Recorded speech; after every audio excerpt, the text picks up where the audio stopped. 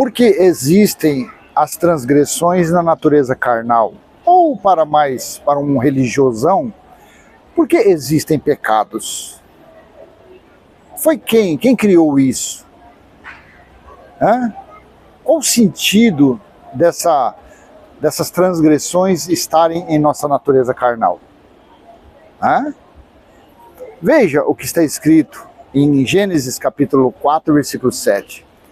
Se fizer o que é certo, não é verdade que você será aceito? Mas se não fizer o que é certo, eis que o pecado está à porta, à sua espera. O desejo dele será contra você, mas é necessário que você o domine.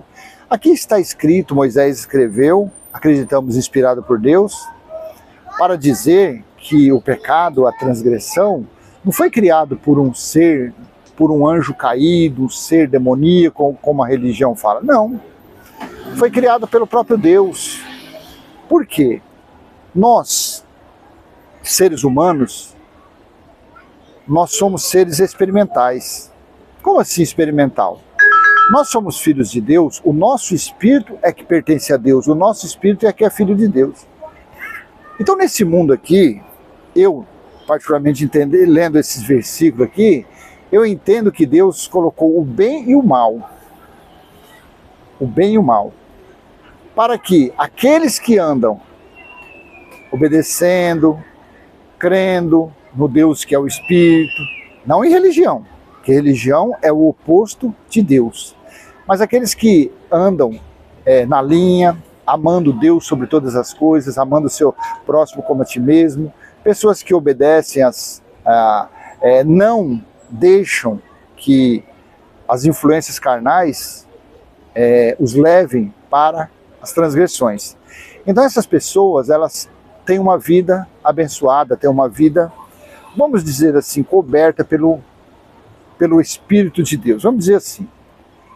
Já as pessoas que andam na carnalidade, ela tem opção, ela tem um livre-arbítrio, ela tem o direito dela.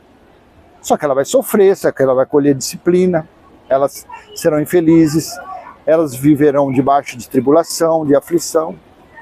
Então Deus criou o bem e o mal, porque não sou eu, Deus mesmo disse, quando ele fala lá em Isaías 45, do versículo 5 ao 7, eu sou o Senhor e não há nenhum outro, além de mim não há Deus, eu o fortalecerei, ainda que você não tenha me admitido, de forma que do nascente ao poente saibam que todos que não há ninguém além de mim, eu sou o Senhor e não há nenhum outro, eu formo a luz e crio as trevas, promovo a paz e causo a desgraça, eu, o Senhor, faço todas essas coisas. Você consegue entender?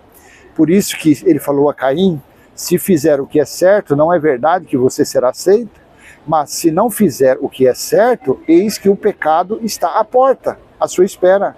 O desejo dele será contra você, mas é necessário que você o domine. Então nós, como seres experimentais, nós devemos saber que a nossa natureza carnal, ela está sujeita, ela está, vamos dizer, subjugada às tentações, aos desejos da natureza carnal.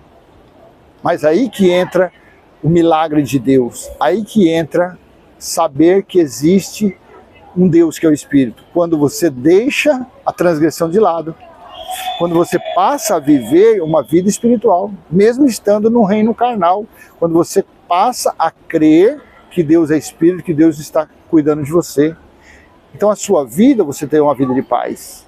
Olha aqui, ó, em Eclesiastes capítulo 8, versículo 12, 13.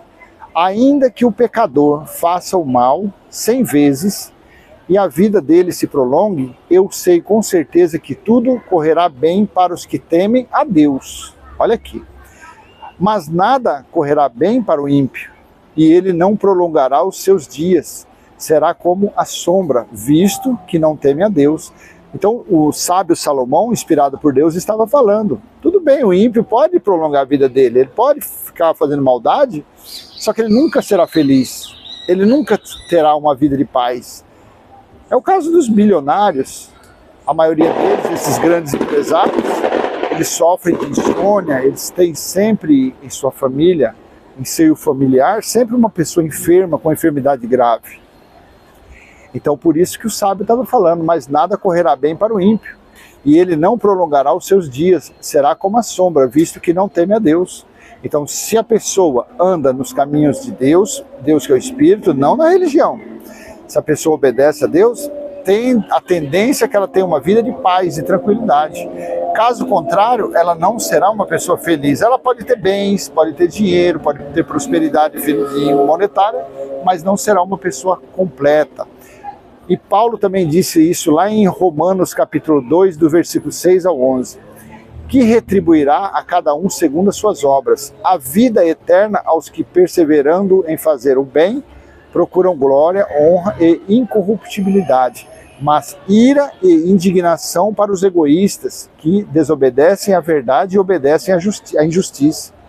Tribulação e angústia virão sobre todo aquele que faz o mal, ao judeu primeiro e também ao grego, mas haverá glória, honra e paz a todo aquele que pratica o bem, ao judeu primeiro e também ao grego, porque Deus não trata as pessoas com parcialidade. Então é conforme esses escritos que eu creio que o bem e o mal foi criado por Deus, para que você, nessa experiência carnal, você venha ter a chance de escolher qual é o caminho que você quer. Você tem um livre-arbítrio. Paulo tinha o livre-arbítrio dele, até na estrada de Damasco, quando Jesus passou o Cristo ali e veio e deu fim ao livre-arbítrio dele. E assim aconteceu comigo também, quando eu tinha meu livre-arbítrio, eu andava furado de faca, cheio de cirurgias, cheio de enfermidade, uma vida desgraçada, mas graças a Deus, agora que o meu livre-arbítrio em partes foi cessado, então agora eu estou vendo a glória de Deus, eu estou vendo o poder de Deus na minha vida. Dia após dia, é isso que eu vejo na minha vida. É o poder de Deus.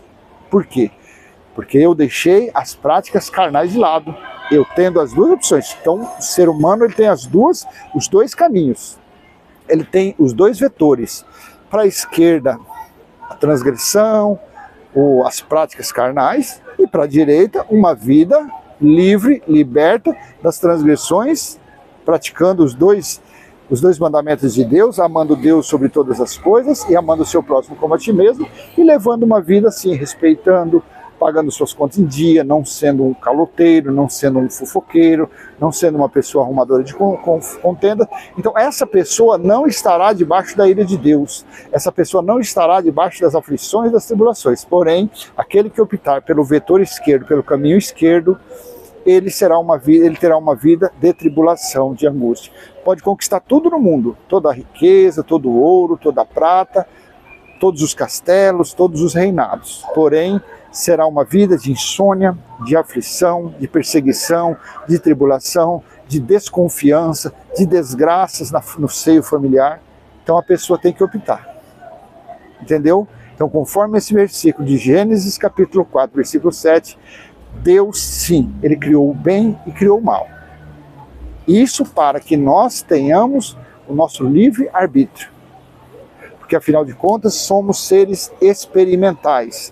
Porque o nosso espírito é que pertence a Deus. E o nosso espírito não está maculumado, não está conectado com a nossa natureza carnal. O nosso espírito só tem uma direção, que é agradar ao Pai espiritual. Agora, a natureza carnal, aí é aquele negócio. Se você optar pela sua natureza carnal, você viverá debaixo de disciplina, tá bom? Então vou deixar essa mensagem com você e o título desse vídeo: por que existem as transgressões na natureza carnal? Então eu entendo que o próprio Deus foi que criou com isso, para dar o livre-arbítrio aos seus instrumentos para levar o espírito para lá e para cá. Não foi dado isso ao espírito, porque o espírito não é carnal. Mas sim a nossa natureza, a nossa alma, ela tem o livre-arbítrio. Até o ponto que Deus falar, chega, stop, pare. Tá bom? Então eu peço que você dê o seu like, aperte o coração, comente, compartilhe, se inscreva. E até a próxima, se assim o Pai do nosso Espírito permitir, tá bom? Tchau, tchau.